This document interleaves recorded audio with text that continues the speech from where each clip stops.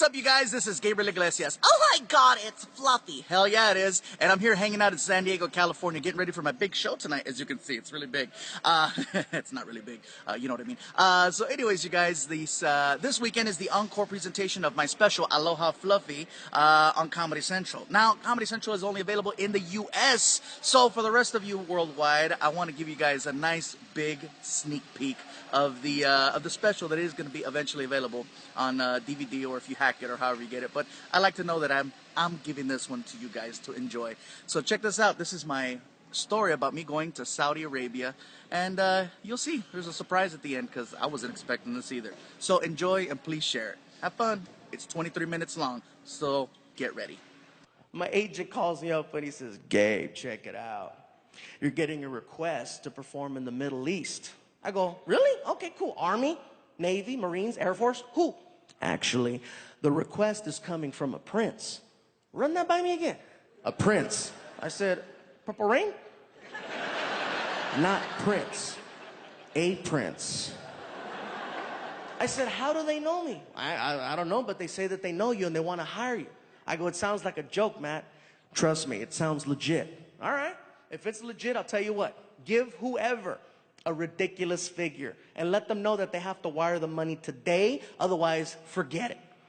4 hours later, "Gabe." "What?" "Ridiculous just called." "Are you serious?" "I'm looking at the screen, bro. They wired all of it." Next thing I know, Welcome aboard Saudi Arabian Airlines. 17-hour flight, you guys, from Detroit, Michigan to Riyadh, Saudi Arabia. And just so you guys know, I didn't go by myself, okay? I took some friends with me. Nobody from this show.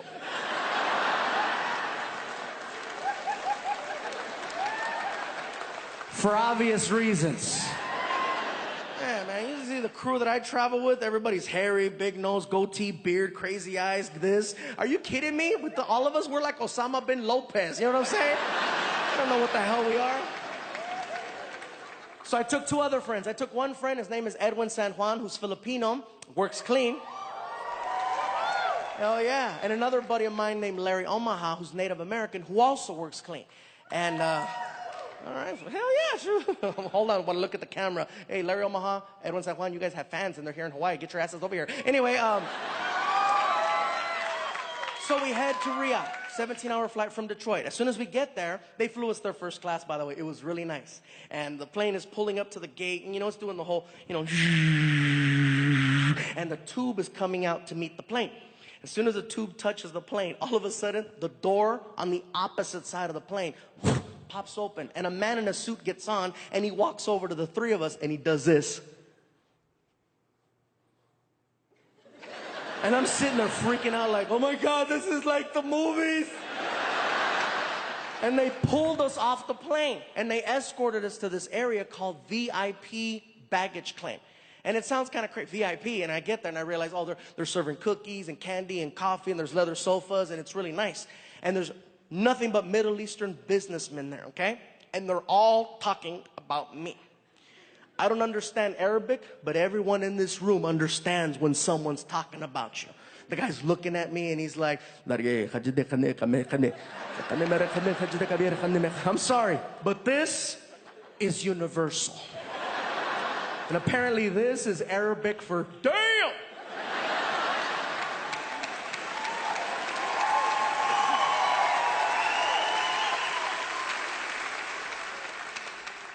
So then this other guy walks over to me, and he's holding a sign, and the sign has my name on it, and he's really excited. He's like, "It is you, come, it is you, come, we go." And I'm like, oh, okay, cool. So we grab our luggage, and we follow him outside to the curb. They have 3 Lincoln Navigator SUVs waiting for us. There's 3 comedians, and there's 3 cars. We're so paranoid that we're in the Middle East, we all get in one car. We're sitting in there.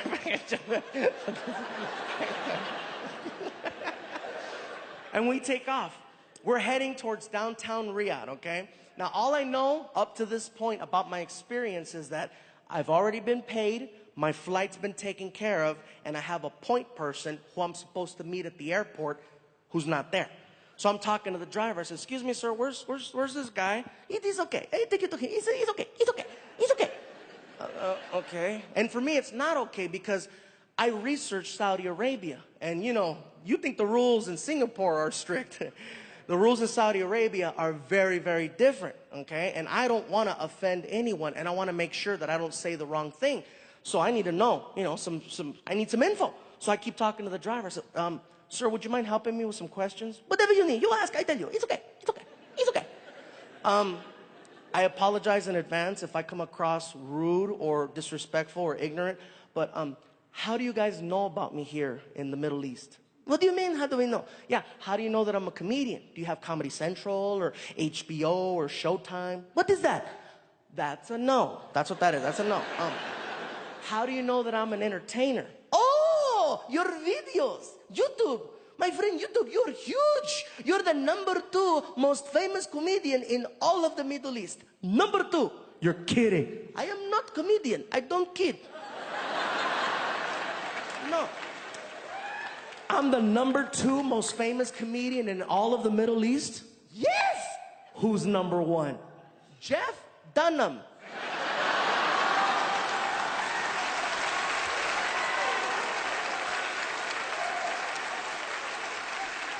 Jeff Dunham is the #1 comedian in the Middle East?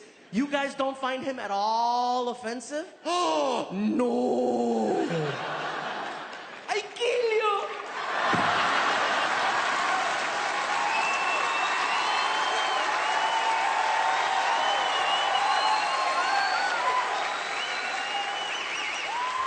When I heard that, you guys, I was like, you know what?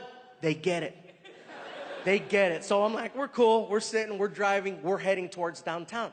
All of a sudden, the driver cuts the wheel really hard, and we get off the freeway, and now we're taking a side road going away from the city.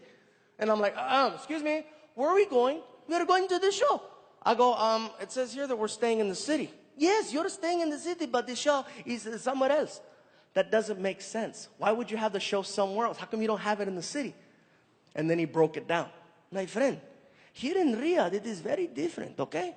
Your type of entertainment is forbidden in the city. There are people called religious police that hold up the traditions. They keep it so that it's very traditional. It is not allowed. The social gathering is a no-no. We must go somewhere secret in the desert.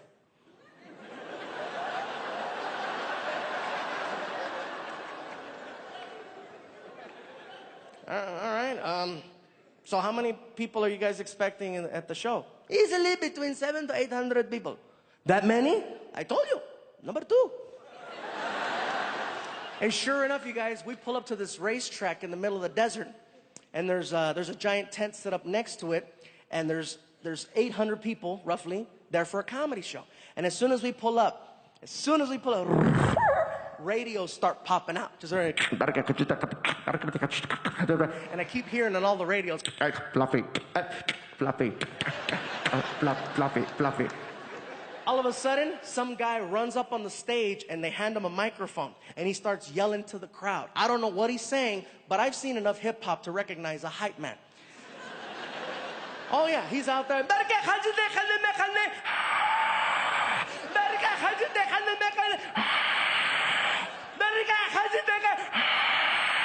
And then I get the biggest introduction of my life. And now, direct from the United States of America, here he is, Gabriel Iglesias. And the crowd starts going, fluffy, fluffy, fluffy. And when I heard that, I freaked out. I was like, oh my God, this is going to be an amazing show. So I ran to the stage as fast as I could. I'm not a runner.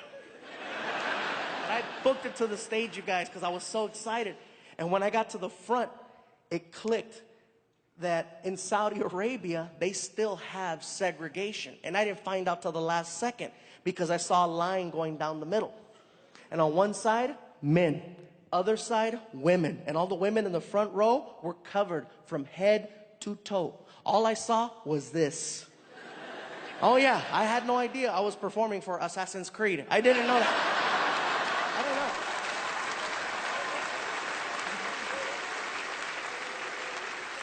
know. It threw me off so bad. Gabriel Iglesias. And hey, what's going on, everybody? How you?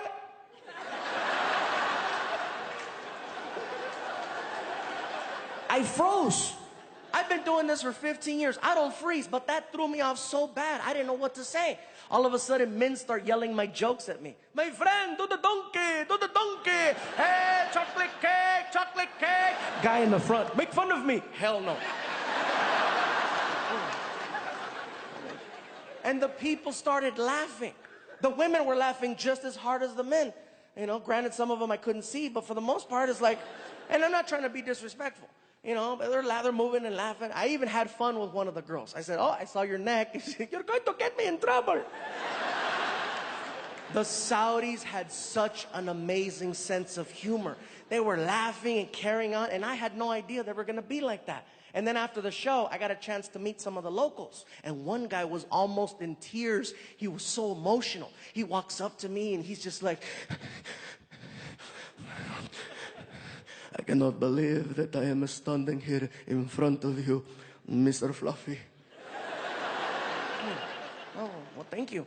Please, when you return to United States or wherever you travel, let the people know what you saw, okay? Let them know that we are not all bad, that we are not all those bad people from Fox News, okay? You let them know, because we see Fox News, and Fox News believes that everybody in Middle East is bad. Everybody's terrorist. Everybody has a bomb. He has a bomb. He has a bomb. He has a bomb. Oprah is here giving away bombs to everybody. Everybody has a bomb.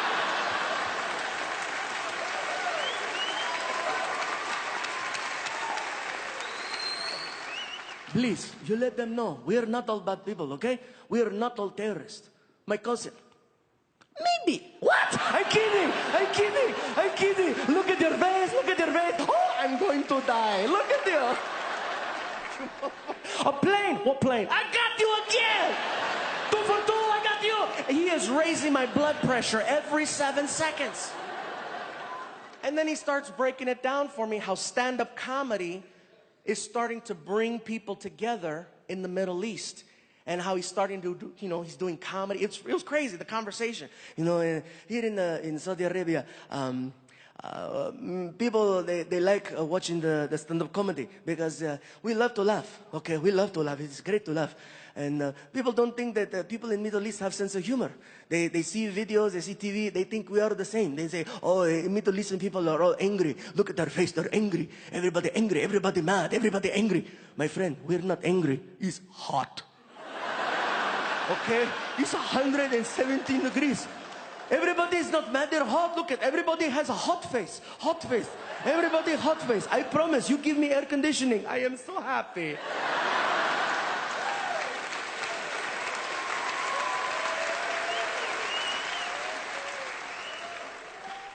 We are okay. We love to laugh. I've been doing the stand-up comedy for about 6 months now, and I have jokes.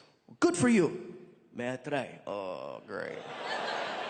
All right, man, go ahead. Okay, very nervous, very nervous. Okay, here we go. Okay, okay, here we go. 2 Jews walk into a bar. Not in my country.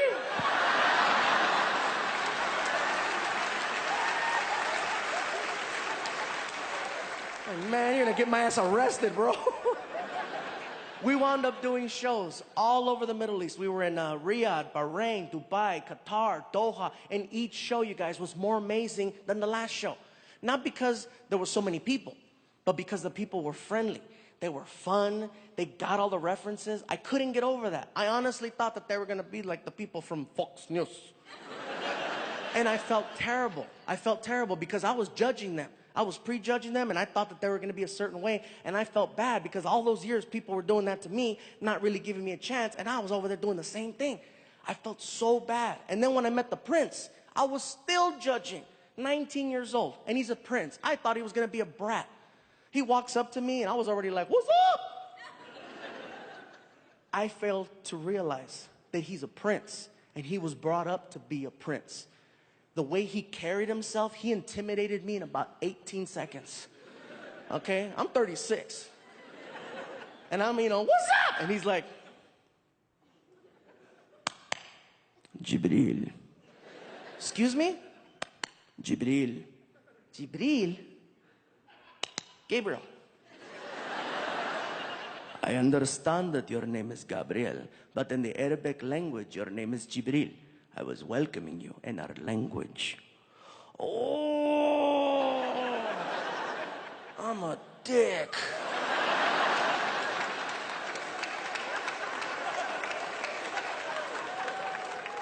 And I started already imagining what was going to happen. I'm like, Jibril! Jibril! I'm so sorry. I'm so sorry. And he was so nice, you guys. He's like, I want to thank you for coming here to Riyadh and doing all of these shows. It was so beautiful to see everyone having such an amazing time, from the little children in attendance all the way to the elderly people with a cane. Everyone had an amazing time. Everyone. It was beautiful. Okay? Beautiful. Religious people laughing. Religious police laughing. They don't laugh at shit. I want you to understand how big this is. There was an American here entertaining people from Middle East. There was no violence, no bloodshed, no problems. Everybody was smiling. Everybody was getting along. It is possible. An American was here. An American was here. He kept saying American, American, American. Freaking 10 years being called a Latino comic. I had to go all the way around the world to finally get called American.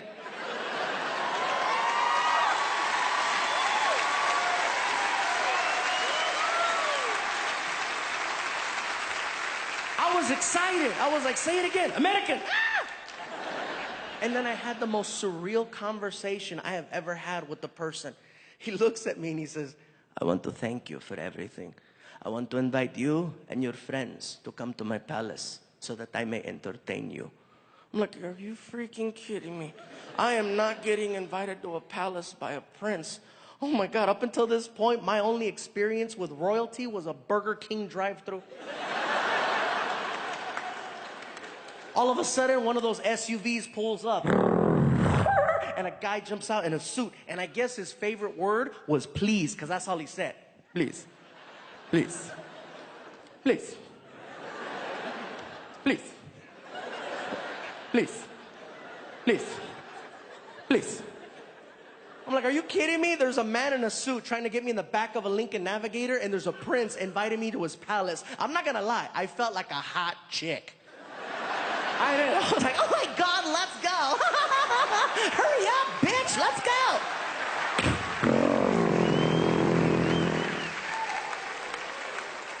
go. We get to the front of his palace, you guys. I'm not gonna lie, it didn't look like a palace. The walls are really high. There's barbed wire around the entire property, and there's two guys in the front with machine guns.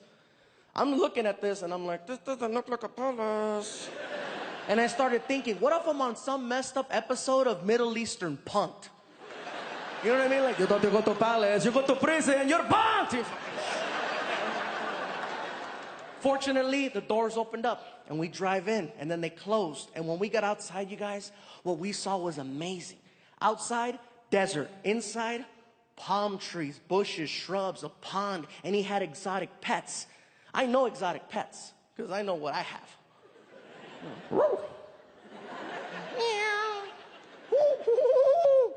Over there, he's got a tiger! Freaking zebra! Monkeys! And he had a freaking boa constrictor. I'm like, are you kidding me? Snakes, monkeys, a zebra, and a tiger? Oh my God, that makes me Kung Fu Panda.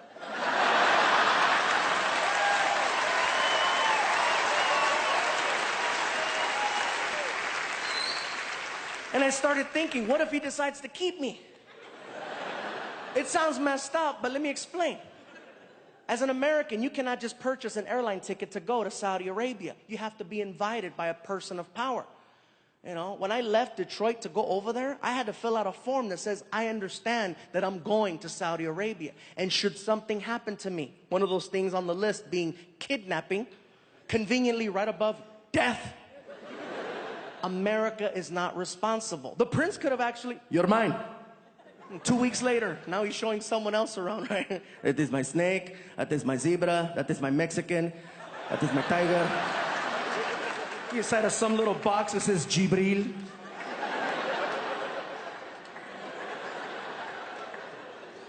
But it never happened.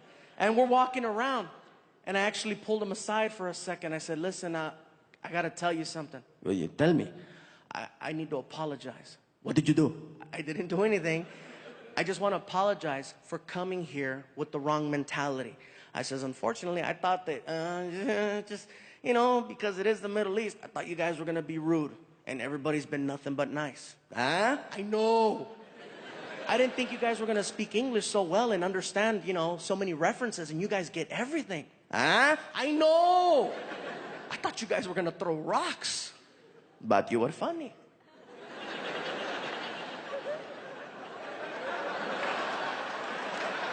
What? Never mind. All right, 2 out of 3. So we're walking, and he's showing me this and that, and we're just kind of like looking around. I thought it was great, and then I saw something that freaked me out. We're walking in the direction of a giant cage, and when I saw the cage, I stopped. I was like, what's with the cage? Take a look. Great. So I walk over towards the cage, and I look inside, and I notice that there's birds in there. And I was like, oh, okay, cool, it's a bird cage. And he got all offended, you know. That's not regular birds. Those are falcons. I go, okay, well, you have a lot of falcons. We use the falcons for hunting. You hunt falcons? No. Each falcon is very expensive. $100,000 US. They are trained. We go out and we shoot a little animal, and we send a falcon to retrieve. Would you like to see? No. I got little dogs. I don't want. Bye, Bruno.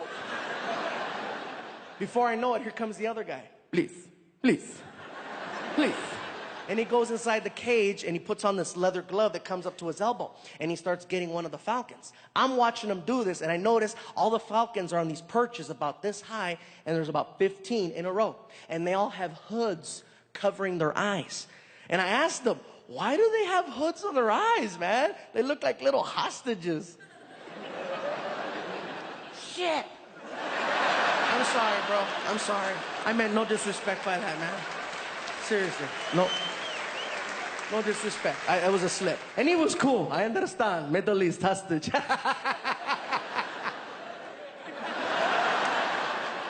all right. So the other guy comes out, and he's got a falcon with him, and he's got a glove, and he hands me the glove, and I put it on, and he transfers his falcon to my arm. And all of a sudden, he starts doing snapping things, and he's basically showing me that the falcon's trained. And I thought that was great. I thought we were going to kill something. I'm like, no, but we were just playing with the falcon. And I started getting excited, you know. And the more excited I got, the more the prince started showing his age. Because then he got excited. I'm like, this is great. It is great. Yes, this is so cool. So cool. Oh, my God, you're so lucky to have so many falcons. I am so lucky. Would you like a falcon? So matter of fact, like, would you like a cookie? Would you like a falcon? Same way. I'm like, are you kidding me? Don't give me a falcon that can retrieve things. Shoo, you think I'm lazy now? Hell no, don't give me a, no. I wouldn't even leave the house. I'd be at the front door. Donuts. And who the hell is gonna watch my falcon when I'm up here performing? I can't leave it with my buddy Martin in the back. You know he would abuse it, take it to some nightclub, try to hook up with it, freaking here. The redhead.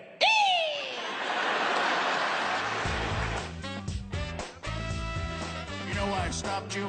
It was too easy. I looked at him and I said, 'cause you can smell it.